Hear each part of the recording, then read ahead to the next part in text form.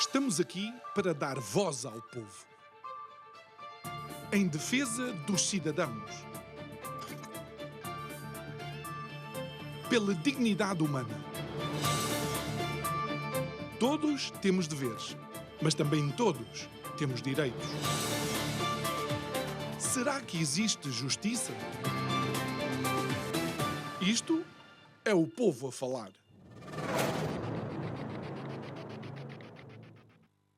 Olá e bem-vindo a mais um Isto é o Povo a Falar. Terminou há poucos dias o ano de 2023 e há quem já queira perspectivar 2024, obviamente tudo isto debaixo da sombra do dia 10 de março, com as eleições legislativas que se aproximam rapidamente. A questão é que ninguém pode perspectivar um futuro sem olhar para o passado e retirar desse passado todas as lições e ilações que devem ser retiradas. Eu sou o João Nuno Pinto, isto é o Povo a Falar, e para nos perspectivar o futuro, mas primeiro fazer uma retrospectiva de 2023, tenho dois distintos convidados.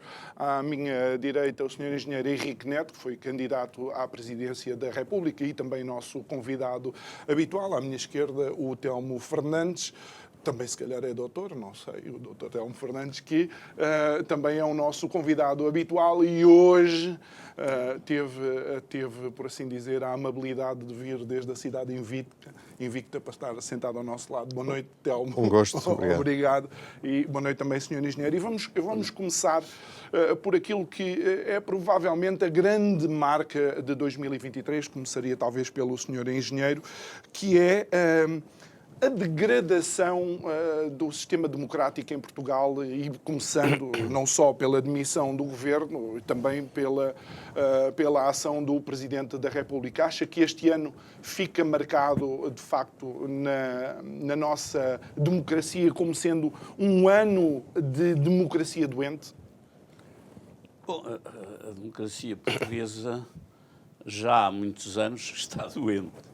Não foi um acontecimento do ano 2023.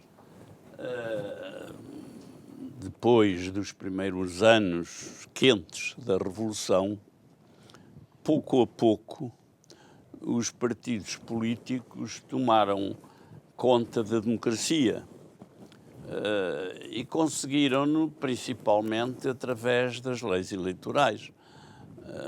Veja só, presentemente, no Partido Socialista foi decidido que o Pedro Nuno Santos escolhe 60% dos deputados e o seu ex-opositor escolhe 40%. Ou seja, foi deixado 0% para os portugueses eleitores escolherem. Portanto, vão votar sem terem a possibilidade de escolher nenhum deputado. Ou seja, sem a possibilidade de optarem ou de julgarem aquilo que os deputados fizeram na última legislatura, que agora terminou. Noutros países isso não acontece, as escolhas são feitas ad hominem, não é? Quer dizer, pelo nome, os métodos variam. Por exemplo, na Irlanda o método é o partido apresenta realmente a lista dos deputados, mas o eleitor coloca-os pela ordem que acha que deve ser, ou seja, está de facto a escolher, e os deputados têm muito respeito por aquilo que fazem, porque já sabem que na legislação seguinte podem ser escolhidos ou não ser escolhidos, e até nos cartazes estão lá. Coloque-me em primeiro, está a fotografia, coloque-me em primeiro. Pronto, é um pedido geral para poderem ser eleitos. Em Portugal não é assim, nós não temos voz ativa na escolha dos deputados e isso, aliás, passou despercebido que neste Congresso do Partido Socialista, um dos três candidatos a secretário-geral, o Daniel Adrião, fez uma questão de honra como primeiro ponto a reforma das leis eleitorais, exatamente por isso. Claro que o Partido Socialista fez o Partido Socialista e os outros partidos fazem o mesmo, a começar pelo PCP, que não pode ouvir falar na reforma das leis eleitorais. Portanto, isto não é uma democracia verdadeira, porque nós não escolhemos as pessoas que supostamente são os nossos representantes. Muito bem. Telmo, relativamente a isto que aconteceu em 2023, nós sabíamos que Marcelo, no segundo mandato, normalmente o segundo mandato de um presidente que não faz parte do partido do governo, costuma ser mais, e desculpa a expressão, musculado. A minha questão é saber se Marcelo fala propositadamente ou o faz porque o próprio Marcelo começa a apresentar já algumas dificuldades em entender aquilo que acontece não só a nível político, mas como a nível social. Sim, eu concordo com o Sr. Engenheiro quando diz que esse problema que vivemos não é de agora só, e entroncando naquele comentário que estavas a fazer em relação ao Presidente da República, Marcelo, quer dizer, desde logo, Marcelo só tem um partido, que é o dele próprio, enquanto pessoa. Portanto, ele é muito egocentrado e, portanto, é relativamente indiferente desse ponto de vista. A diferença de tonalidades de execução do seu mandato por ser do partido do governo ou deixar de ser do partido do indiferente. Governo. É indiferente. O que Marcelo tem, e isso é notório, é um registro de vacuidade total. E, portanto, enfim, não tem propriamente uma ideia para o país, o que não é, eu diria que se calhar não é o pior registro dele. Se não tiver ideias já não é mau, mas o que ele não faz e que deveria ser a primeira função do Presidente da República é garantir o regular funcionamento das instituições democráticas, e a começar muito por ele. O registro ao longo do tempo, e agravado este ano por circunstâncias de quesílias com o governo, por causa dos casos que o governo de António Costa tem tido, etc. Mas o que ele não faz é digamos, o salvaguardar o regular funcionamento das instituições, a começar por ele, desde logo nos últimos anos da pandemia, em que foi notório um registro completamente ao contrário daquilo que deveria ser as garantias e as liberdades das pessoas, deixou degradar de tal forma a execução do programa de governo dos ministros, etc., dando suporte ao PS praticamente em todos os casos que fomos tendo notícia, e, portanto, isso não ajuda enfim, a um crédito das instituições. E, portanto, eu acho que o professor Marcelo tem, de facto, muitas falhas a esse nível, e este ano agravou-se muito. Mas é ele o responsável pela queda do governo? Não. Pela queda do governo não será. O governo cai de podre, quer dizer, há os casos Galamba, os casos da TAP, enfim, inúmeros casos de nepotismo, de familiaridade política, enfim, conflitos de interesses vários, e é por aí que cai o governo. O que Marcelo fez foi sustentar ao limite, a meu ver, já fora, digamos, de um perímetro de regular funcionamento das instituições democráticas, Marcelo é responsável por deixar degradar de tal ponto a situação que, enfim, estamos quase num beco sem saída. Depois, o facto de ter convocado eleições antecipadas, enfim, foi um mero exercício de uma inevitabilidade, e, portanto, não, diria que não é propriamente ele o responsável do ponto de vista da execução das políticas governativas, mas é também ele responsável por um quadro mais institucional que foi deixando degradar através do seu registro muito quase que patético que foi tendo ao longo destes anos, e nomeadamente este ano de 2023. Sr. Engenheiro, o ano passado marcou, por assim dizer, o início em Portugal de algumas ações de protesto, nomeadamente de uma associação chamada Climáximo, aliás, onde reclamam o fim dos combustíveis fósseis, fecharam estradas, danificaram alguns bens públicos e privados, mas a minha pergunta vai no sentido de que o Sr. Engenheiro tem sido um grande defensor da ferrovia em Portugal. E se existe uma área onde o investimento não tem sido feito, a ferrovia é de facto uma delas. Haveria necessidade de repensar nesse investimento? Existe a necessidade de repensar todas as políticas ambientais, nomeadamente essa. Nós sabemos que o próprio governo fez das políticas ambientais uma motivação, digamos, de alguma falsidade e de alguma mentira para ganhar uma certa juventude, ou uma parte da juventude, e até muita gente que não é jovem, a apoiar o governo com esta ideia peregrina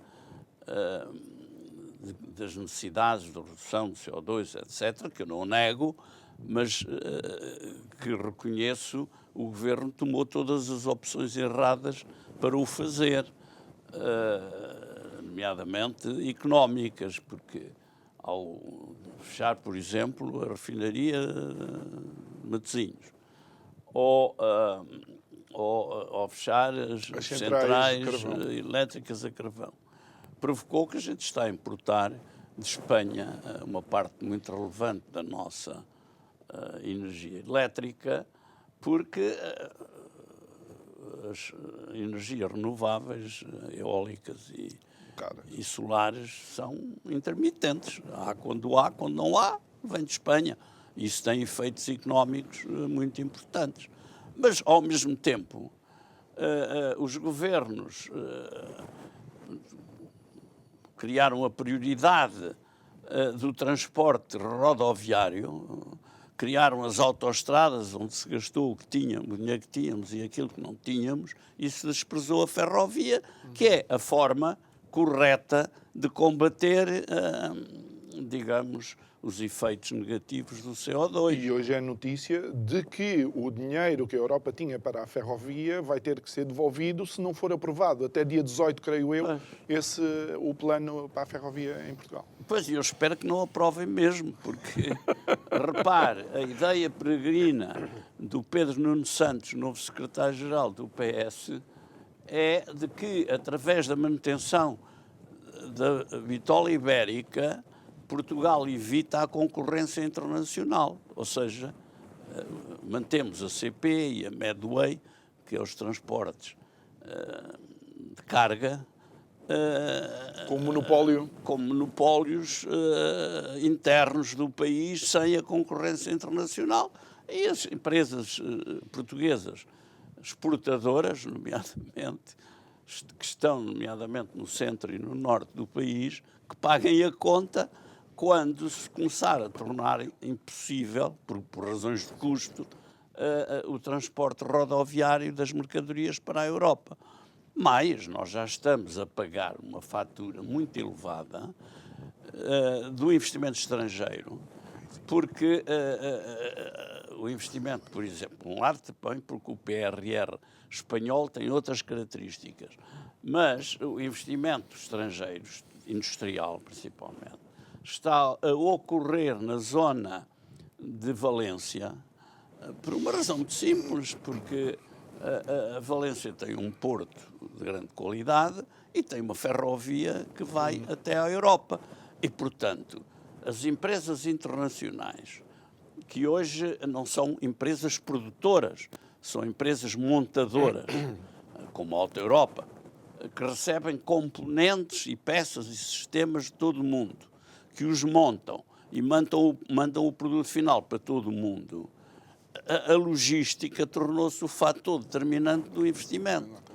E Portugal, que ainda hoje vive da Auto Europa e dos investimentos feitos à conta da Auto Europa, nomeadamente na metalomecânica e no setor de componentes para o automóvel, depois disso não houve mais investimento. E as exportações portuguesas, que estão a chegar aos tais 50%, que satisfazem muito o governo atual, ainda atual,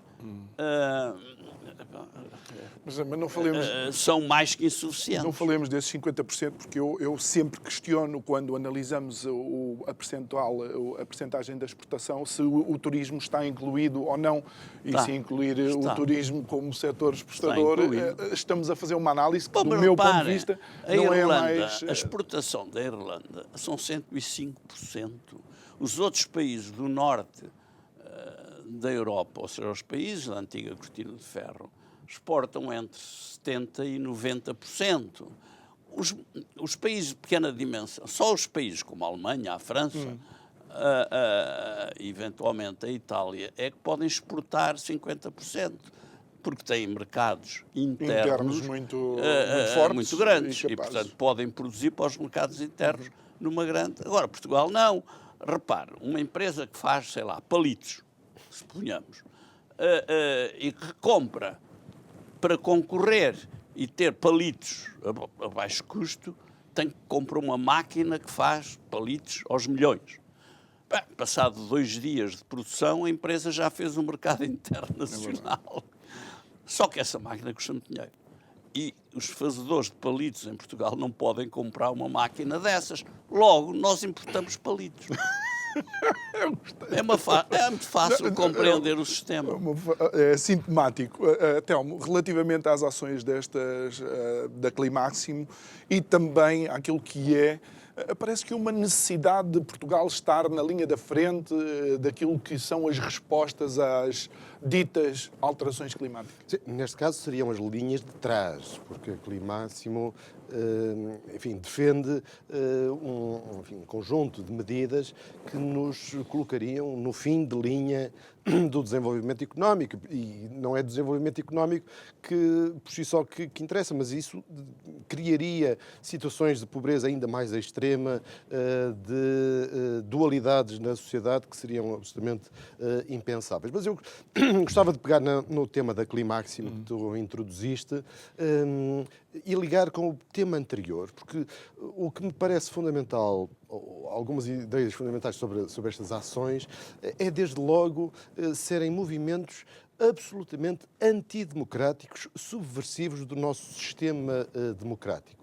Porque, independentemente das teorias ou das teses que nós tenhamos para o que deve ser o desenvolvimento do país, um desenvolvimento sustentável, etc., independentemente disso, há um programa do governo que foi apoiado pela maioria parlamentar e o que esta gente, e é um grupo muito pequeno de pessoas, aliás, se a gente tiver atenção às imagens das ações da Climáximo, são sempre uma vintena, 30 pessoas, não mais, as caras são sempre as mesmas, mas dizia eu, o que esta gente procura é subverter as escolhas populares por via, dos partidos e que estão neste momento com funções executivas, subverter por vias de métodos que são, e desculpa o termo, mas é o que são vias terroristas.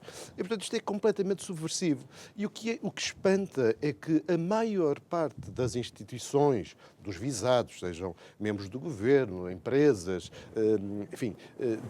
ou cidadãos comuns como nós, que nos deslocamos nas ruas e precisamos de ter as vias desimpedidas para chegar ao trabalho, ao hospital, ou o que seja, o que impressiona é a passividade e o colaboracionismo destas instituições, por exemplo, numa coisa que seria o básico, que é apresentar queixa na polícia, na justiça, sobre as ações terroristas, terrorismo social que a Climáximo faz. Olha, E isso não é bom para a democracia. Então, e porque falamos de democracia e falamos de algum tipo de ações por parte de grupos pequenos ou um bocadinho maiores, achas que há uma vertente de algum, eu vou utilizar isto, pronto, a expressão vale o que vale, de algum fascismo ideológico ou fascismo ético ou fascismo moral?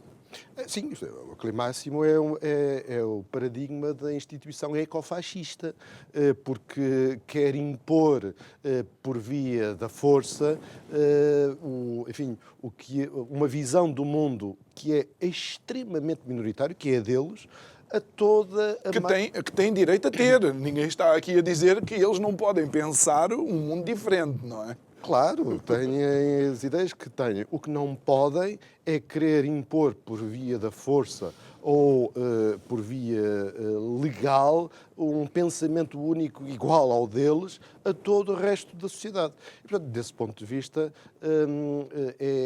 são ecofascistas. E são ecofascistas também por outra via, que é, para eles, o desenvolvimento da sociedade passa pelo Estado tomar conta de todas as opções que a sociedade livremente, de outra forma, teria.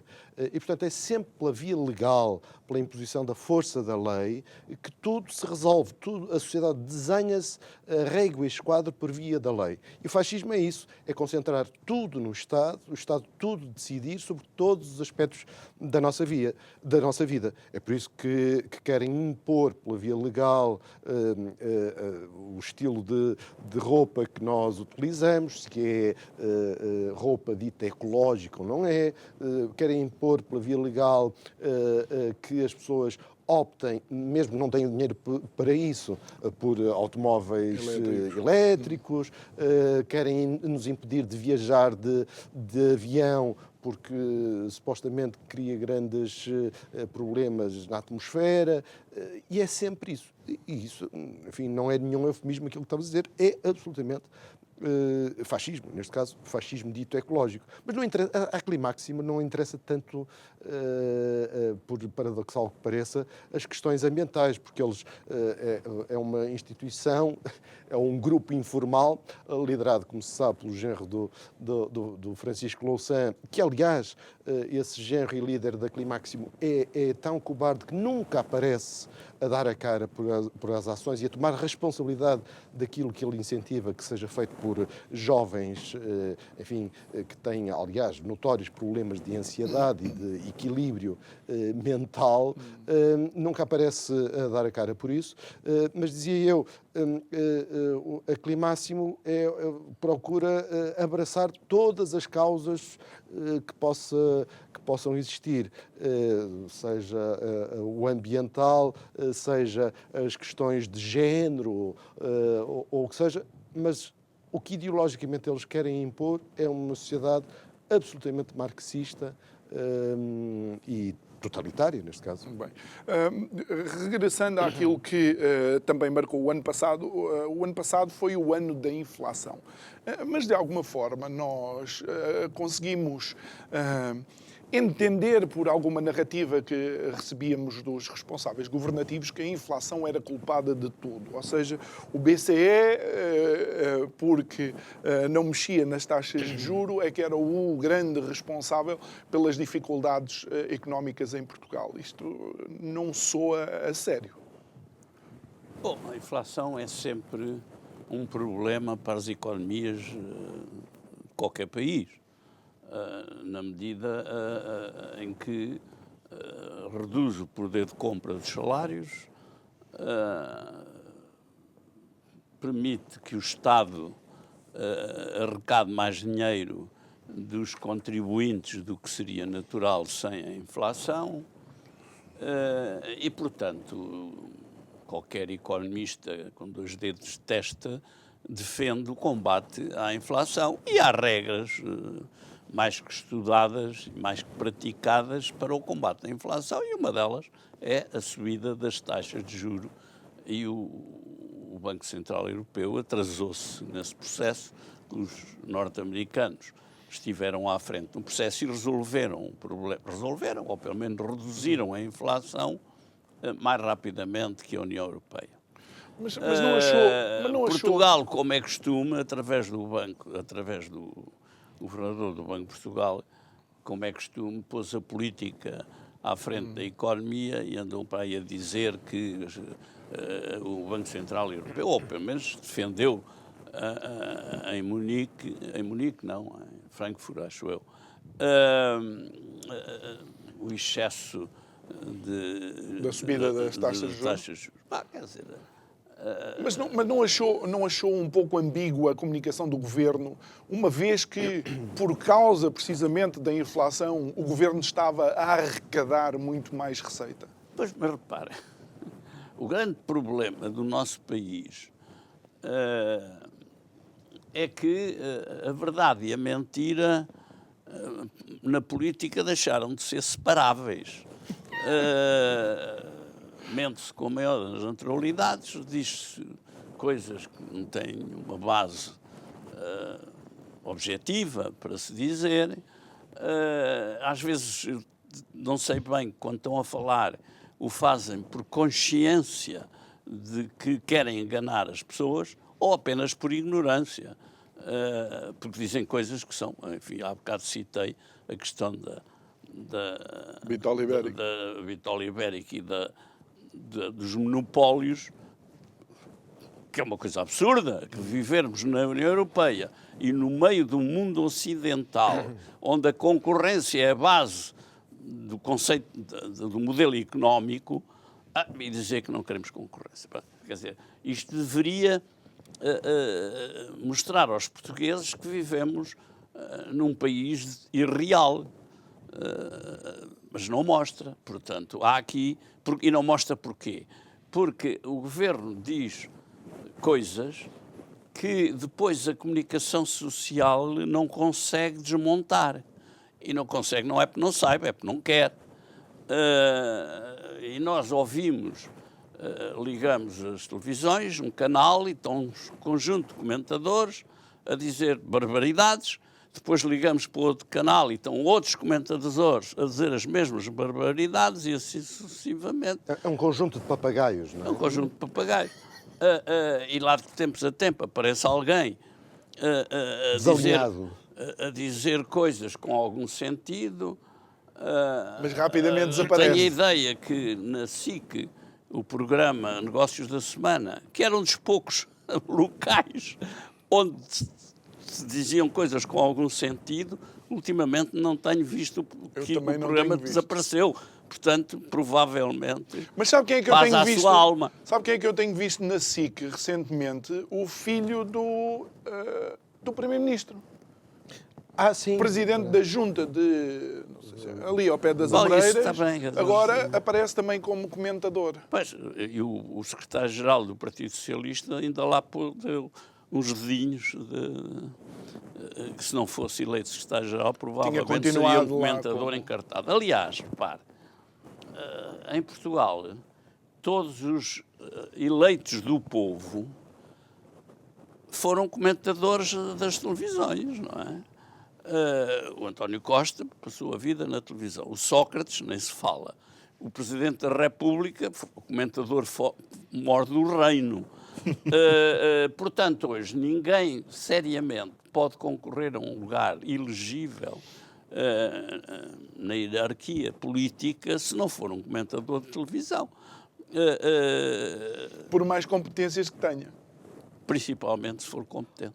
João, eu posso voltar um bocadinho atrás e pegar no ponto da inflação por outra via. É verdade que, enfim, o Governo usou a questão da inflação para as suas próprias narrativas muito surreais e muito pouco condizentes com a verdade dos factos. Mas aqui o que importa, para mim, acho salientar, é que o que foi impressionante durante o ano de 2023 foi que o fenómeno da inflação ao fenómeno da inflação foi atribuído causas que estão totalmente, ou em grande medida, fora daquilo que é efetivamente a causa da inflação.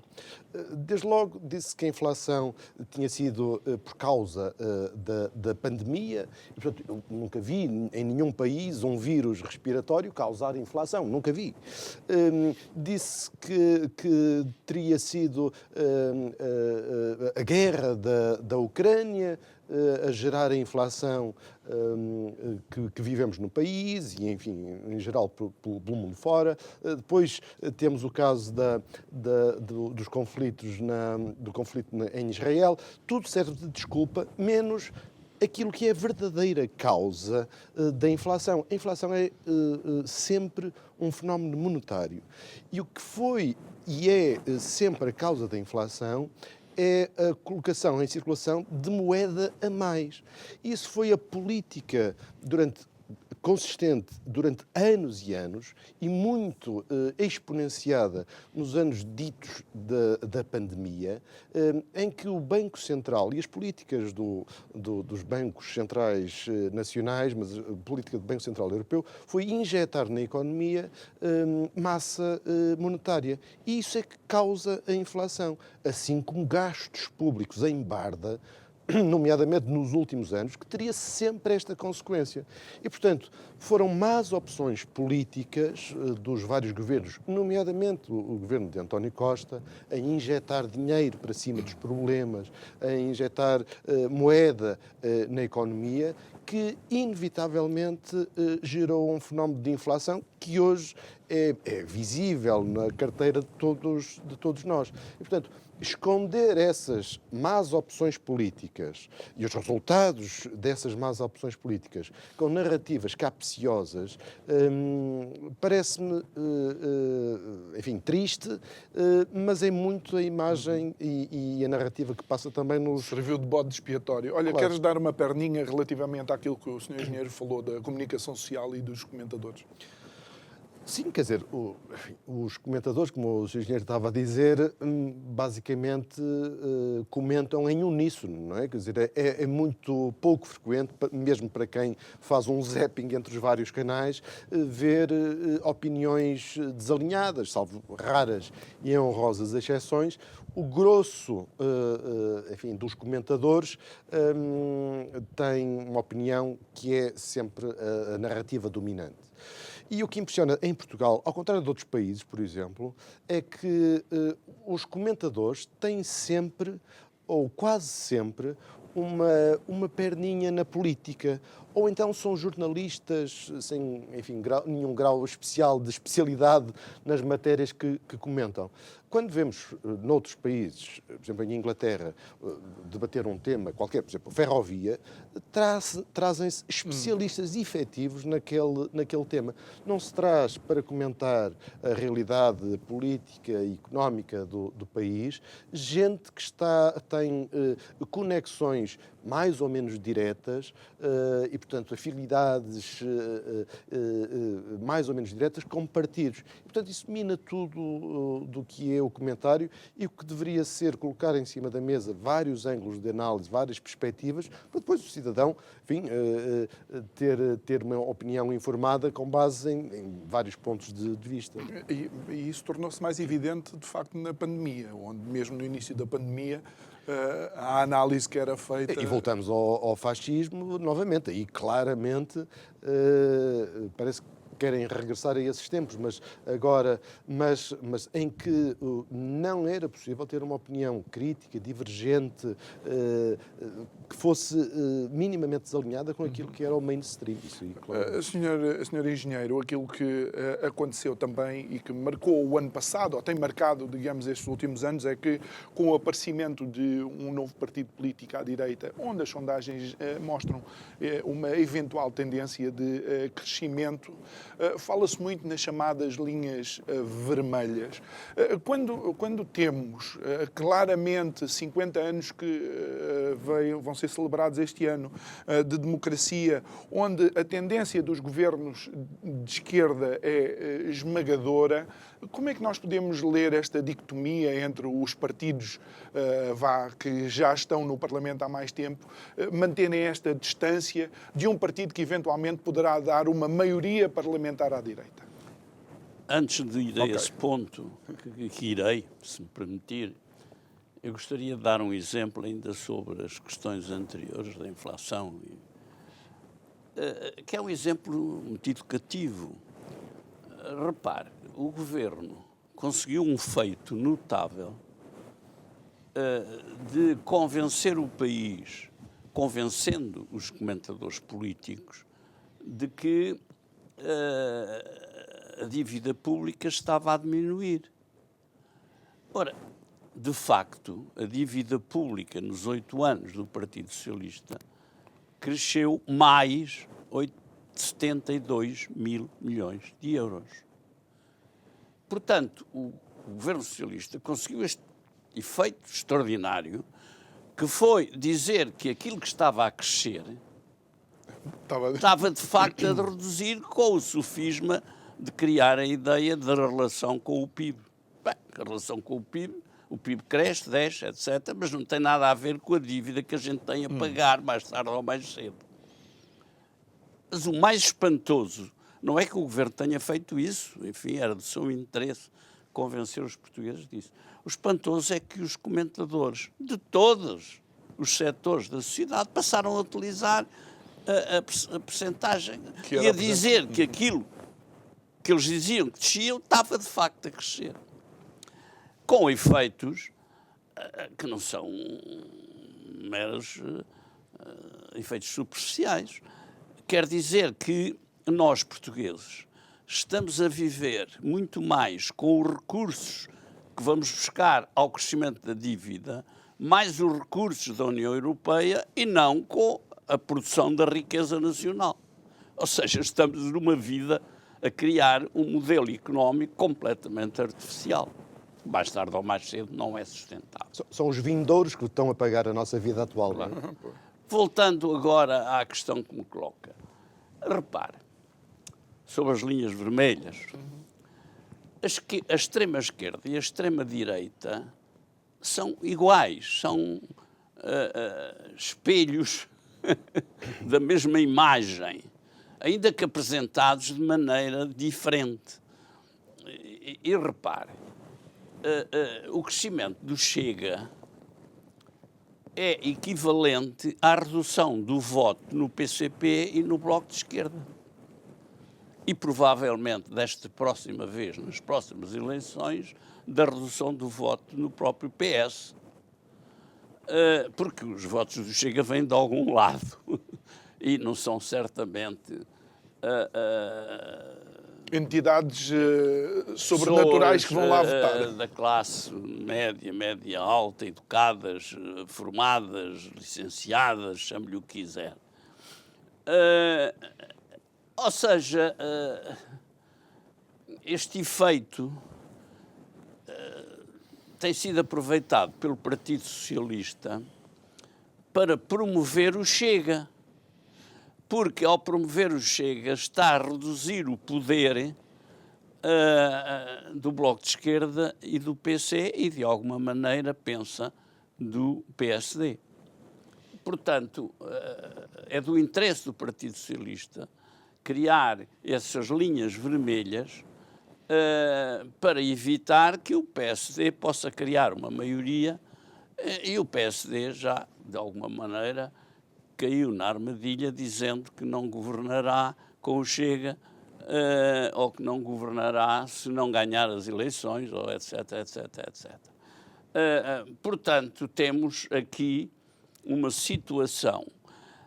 E o que vai acontecer? Eu gosto, por fatores diversos, desde há 40 ou 50 anos, quando comecei a escrever no Jornal Lá da Terra, da Marinha Grande, umas crónicas que eu chamava as crónicas do futuro, influenciado por livros da época, como O Choque do Futuro, de Toffler e outros, eu passei a preocupar-me com aprender a prever o futuro. E, de uma maneira geral, não me lembro de ter errado em nenhuma previsão. Falei há bocado numa previsão em relação ao Sócrates, podia falar de muitas mais. Aliás, quando estávamos a beber um cafezinho, e já falou nela aqui. Aliás, numa moção que apresentei no ano 2000 ao Partido Socialista, ao Congresso do Partido Socialista, eu previa o crescimento das migrações para a Europa e propus medidas para evitar isso, ou defini com estatística nessa moção que a Irlanda iria ser o país do futuro na União Europeia, e não me enganei. E, portanto, permite-me agora dizer o que vai acontecer como resultado das próximas eleições. O que vai acontecer é bastante simples.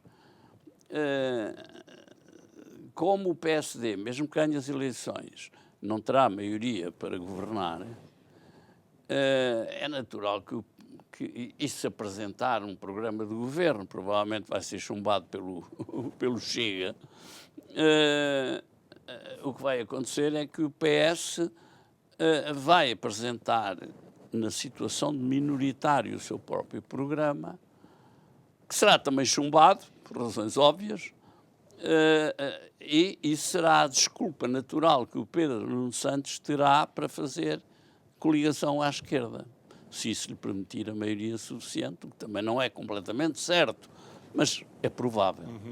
Portanto, nós vamos ter a repetição da geringonça como uma forte probabilidade, independentemente de resultados das eleições poderem ser um bocadinho mais à esquerda ou um bocadinho mais à direita. Ou seja, sim, queria só comentar.